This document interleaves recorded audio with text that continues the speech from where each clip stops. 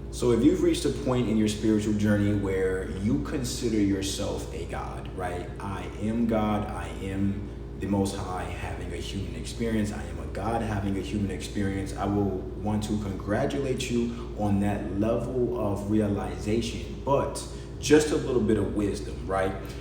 It's one thing for you to be informed and for you to learn and intellectualize that you are God. It's another thing for you to perform, for you to exemplify divine wisdom to the point of prophecy, divine power to the point of being able to control your reality, and finally divine consciousness, what we call Osir, where the Supreme Being's consciousness incarnates into your vessel and you share that symbiosis perspective with the Most High. This was made possible through what we call spiritual systems, right?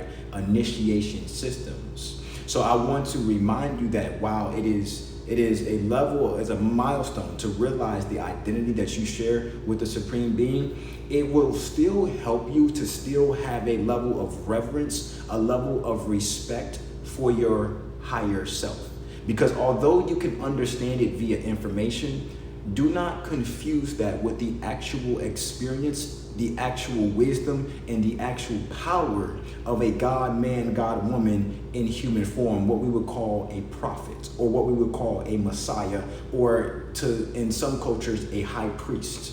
Okay? These people spent sometimes multiple lifetimes achieving that status. And I assure you, it's not quite something that you just achieve upon your first initial spiritual awakening. So what will help progress, amplify, increase your spiritual growth is to still realize that you still conduct yourself as a human. And until you stop living by human principles, right? It's not like you're just gonna manifest out of this form. No, you can still experience God consciousness in human form. That's my goal, right? But what I'm saying is, for as long as you still act on human tendencies and still have human thoughts, you have not really experienced the incarnation of the Supreme Being's consciousness. And this is coming from the Kemetic Osirian religion perspective. You know, I respect this culture a lot, because while it still categorizes as man and God of the same category, or woman and God of the same category,